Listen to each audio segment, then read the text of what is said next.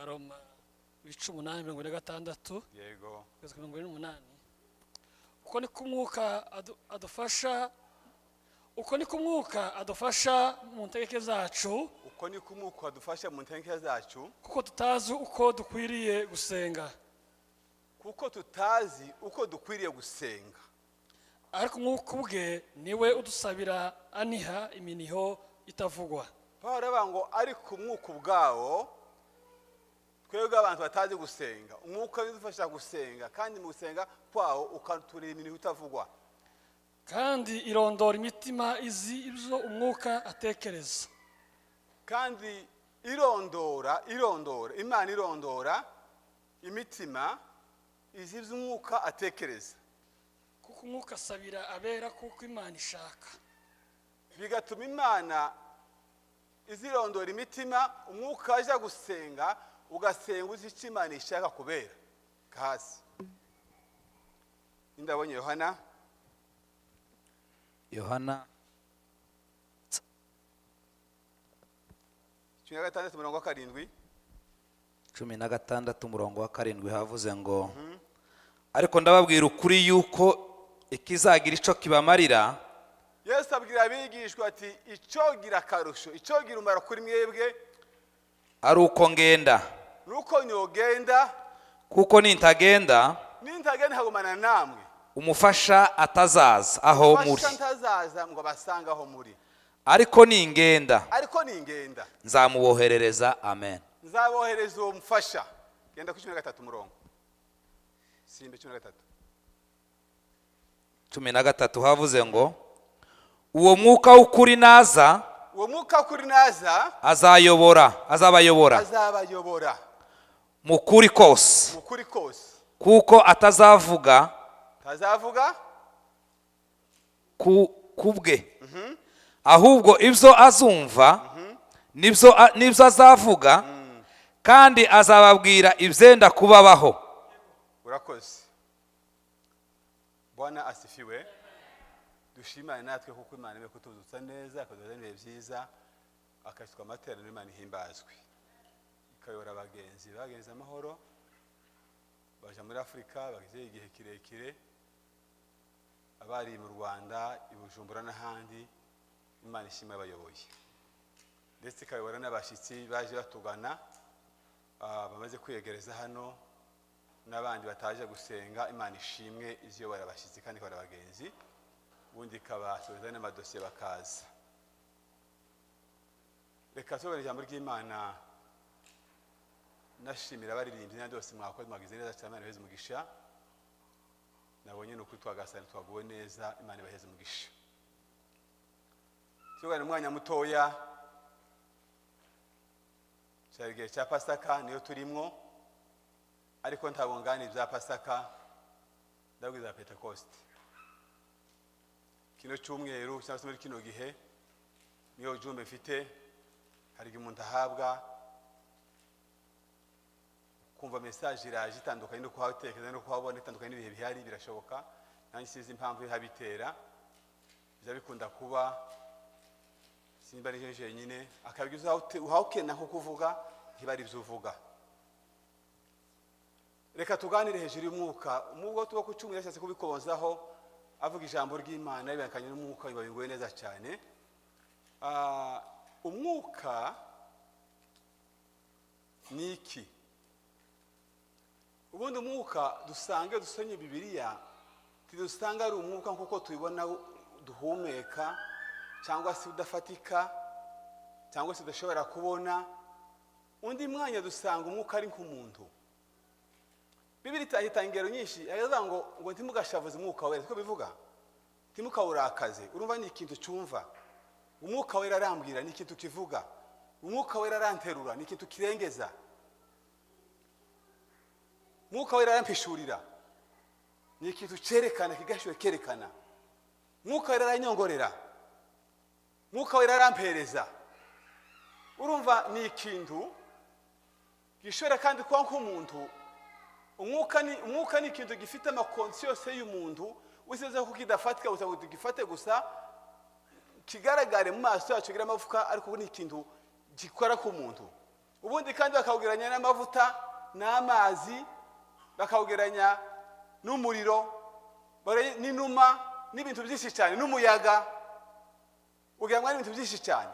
Ariko muri uyu mwanya tuza kuganira cy'ikintu twahawe cyo kudufasha. Turi kumwe? Turajya kuvuga kuko mu mwanya mutoya bampaye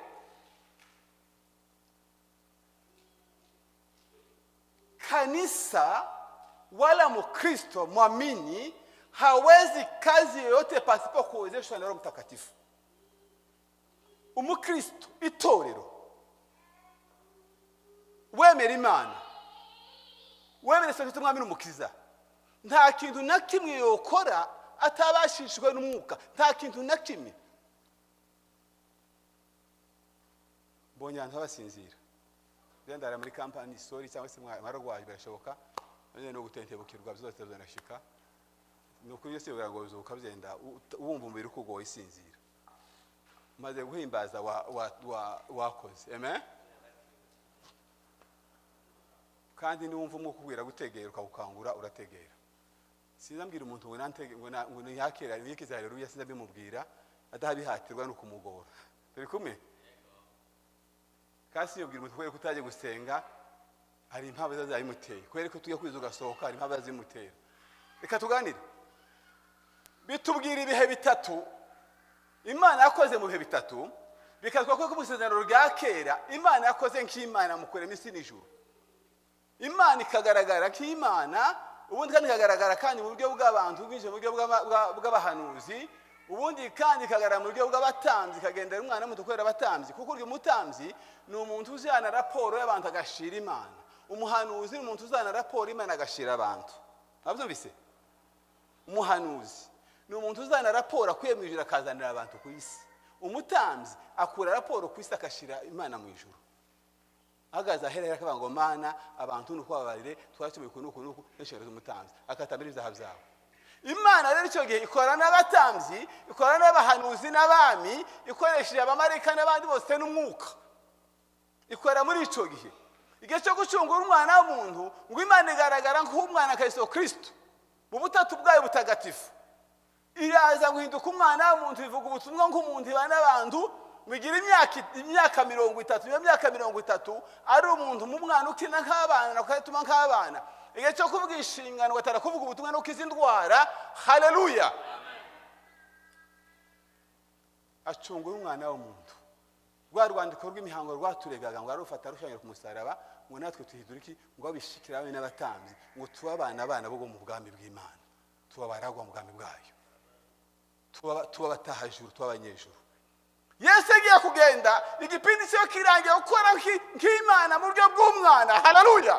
Arababwira ngo ugiye kugenda, umwanya urashitse, ariko kandi bizaba byiza ariko basiga ningumana namwe muzaba abana. Urya ababyeyi bagira impungenge izo ko arenda ngo abana afite mu nzu ntibazaba abagabo ntibazaba abagore bakora inshingano z'urugo. Oya, yimuza mwihenda. Iyo amaze guhabwa za nshingano akora iki? Kora za nshingano. Ntacyo umwana utunganya ukiri kumwe nawe. Ntacyo. Umwana akora usana atari byiza kuko abakora mu maso arimo kwaha ntizokunda. Ariko banga umwana bimukuru nawe nuko ahabwa inshingano urugo rwawe. Ngize inkaza yawe, ngizo yawe, nginkono yawe, itekere rero. Amaze ngo arateka umutwe nayo umunyu washize, akanaka kunda harure, amenye ngo twariye. Mugabo yaravuze ngo ngabonye umuntu ugira ubwenge aramuvuga ngo ni umugore uzumenya ngo bizagira mu gitondo bigahera nijoro. Umwaka wose n'umwaka ukaza. Ngo mu gitondo tukamye izo turya, nijira kamye izo turya. Umwaka wose n'umwaka ukaza amenye izo duhaye turya. Si umunyabwenge ba? Umunyabwenge. Kugara abantu barenga 10 mu nzu, ukamenya ngo umunsi bararya ibingibi, barari umuceri, umunsi bararya ibirayi, bararya gutyo ukabahindurira. Ukabaheza amata yo muri Afrika ko bakwiza kwiza zikabakwira. Ukagira udukombe tw'abana 10 mu nzu. Ni umunyabwenge. Narivuze ko Yesu arabera ngo ikize nuko nyobasiga mugahabwa undi mufasha. Uwo mufasha rero namara kuza, ijambo rya mbere. Uwo mufasha ngo azabayobora. ijambo rya kabiri azabigisha n'umwarimu, ijambo rya gatatu ngo azabahishurira ibyenda kuba. Amen. cyo gira ngo azabagira abagabo, azabaheza imbaraga mu bagabo kumpamya. Hari impamvu yavuze icyo gihe nuko abanaga bafite ubwoba, yabanaga gifite umubiri wo kurwana nk'abanyamubiri, bagana nk'abumubiri, bava nk'abumubiri. Umunsi umwe ngo amaze gupfa, amaze kuzuka agiye mu ijuru, ngo Petero yamacika bene wabo arimanukira aja ku nyanja, ngo atangira kuroba asubira mu buzima busanzwe, yatarakira umwuka wera. Yesu waze kuza asanga wabo ko araroba, wase ku nyanja Petero we, ivyo ni biki? N'umunsi amubwira ngo twakesheje twahebuye, ayamira ngo shira ushundira iburyo, cyangwa se bigira imbere mu ibenga mu ndaba. Petero atarakimuka akigendana kanefu icuma imbugita. Petero atakimuka bwa nkubu yari umunyabwoba. Ubundi izina rya Petero twaga Simoni bisone ngo ni urubingo rujamwe igene no muyawe utagira umusimamo. Atarakira umwuka yarameze nk'urubingo, ariko umunsi Yesu amubwira ngo yewe Petero, Bwana asifiwe, uzitwa Petero, bisone ngo uriyibuye uzahamuza ikintu gihembe kidishitse kintu gikomeye kitajegajega. Amen. Yesu yakomeza kuragira itaro, yaramubwiye kuva kubwiri uzagera igihe ngo uzashorerwa ngo wamburwe wambikwe ngo ujanwe udashaka, tuzera kandi kwirwanaho. Yarakomubwira igihe cyo gupfa kwiwe kubera umwuka, tuzera kandi kwihakana.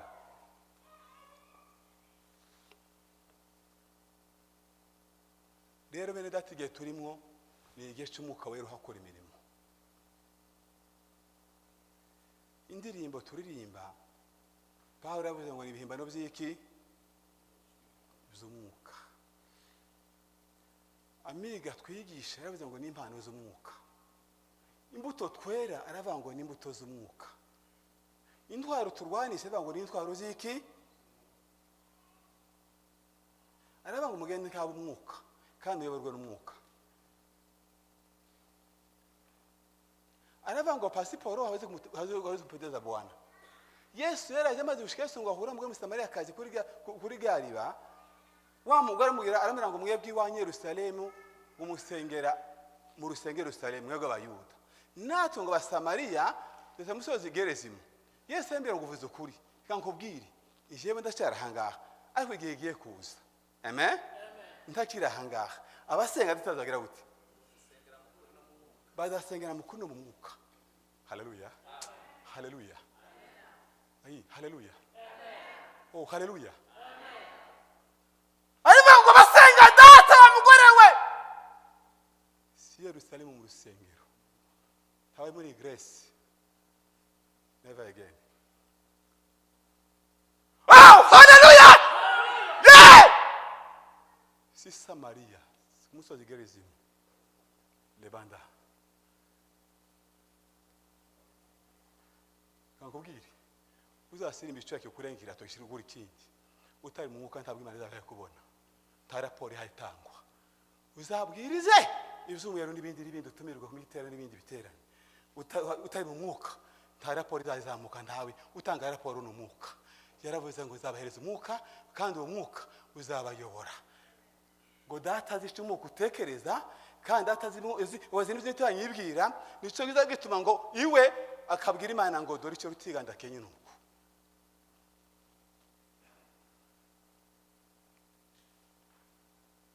Muri ibyo yaravuze ngo roho Bwana kiwa ndani yangu nitemba kama Daudi.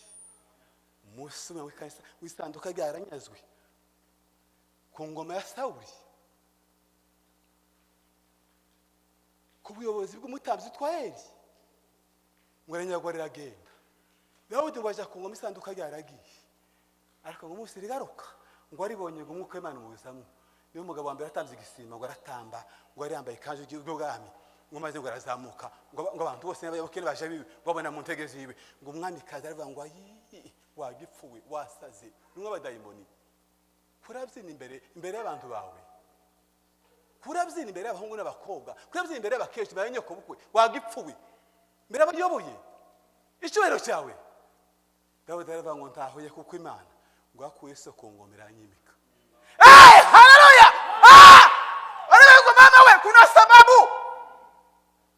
ubuzina nta mwuka ukuri mu ntizo ukunda uzo biremerera tibakaza ndakubwira no bizukora byose bazakurenganya bakamabwira nta mwigisha ubaho utari umwuka Paul aravuze ngo nje na Paul muvuga bwira bikorinto atukuze bona aravuga ngo jewe nimba nyarateye imbuto ngo Paul aruhira ngo umeze imbuto n'umwe nyirazo leba turukumwe iyi Bible ina Bibiliya iyi ni igitabo kimwe n'ibindi ngo shitabi iyi nta mwuka ugushyuye ko ari mu ijambo ry'Imana ni inyuguti nk'izindi ni igitabo nk'ikindi niyo nagikandagira niyo nagishanyagura ntacyo nyoba ntabwo ari ijambo yaye harimo ijambo ntabwo ari ijambo harimo ijambo vuga ngo munaneno ariko bihawe n'umwuka pasiporo iki ni igitabo nk'ibindi pasiporo machoro tiwazi gisoma ntiwanacyumva abadogiteri kuri theology niba bashakana mugabo n'undi mugabo tibaza bacyumva barakirangije bagisoma ingenzi bagisomye kirateri n'icyongereza bagisomye mu gihe burayi indimi zose everything buri bitabo buri buryo bukenewe wene bajya kwikariri barayiborose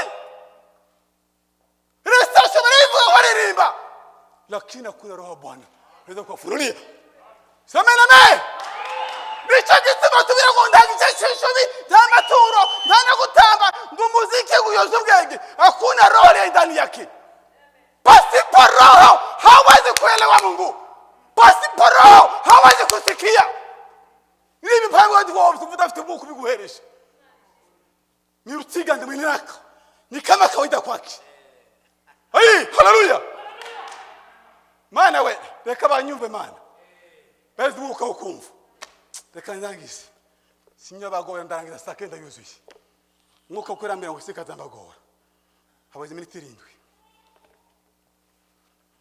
amen tuko pamoja hari impamvu utaririma nka Daudi hakuna roho ya Bwana ndani yako hari impamvu tokwigisha nka Paulo hakuna roho ya Bwana ndani yako hari utoshobora nka Paulo koshobora nka Petero utoshobora nka Petero ukora nka Marita utakora nka Marita ukora nka Maria utakora nka Maria ukora nka Dorikasi haza ukora nk'abandi bakoze hari impamvu ntacyo kuri mwaho akora musukumo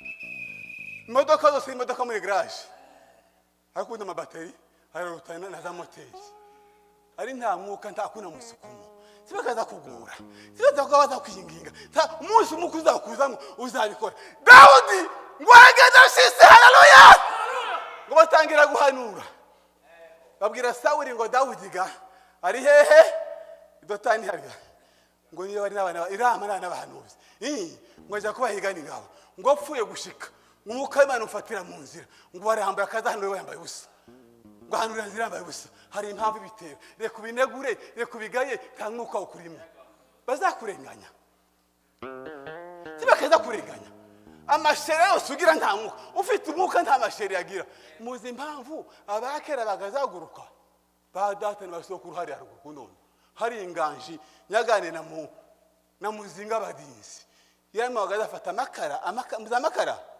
yinendo n'ibiti bagapandukure bikara haryaka bakarifata muziko bakaritora ngo bakandika amandiko kandi agasobanuka ubu ngubu base bahingira n'ukuri agasobanuka akamubwira ngo aduyazaza kandi azabaye ngo azagwa mu nzira uzabayora azagwa mu nzira tazashika azagwa nzira kanyonje azaza agwe nzira tazabashitsa iriya ndege bagiye kuzana izarasa imiryango yabo bikaba gutyo bagafata amandiko batangira gusenga yewe ngo abamarayika bakaza bagenda ku rukuta kweza abana marayika abari mu mwuka bakabana marayika haleluya ngo mwuka uturimo guzuhamanya n'uwayo ukaba ngo aba ngo bana abadata umwuka uturimo ugahamanya n'umwuka w'Imana ukaba ngo aba bana abadata yewe tuzi gusaba uko bikwiriye ariko umwuka w'Imana ngo atumire itavugwa Bwana sifiwe cyane kandi ngo Imana yondere imitima yacu ngo akamisha imwuka ushaka ukatugasanira bari bagasanire amen.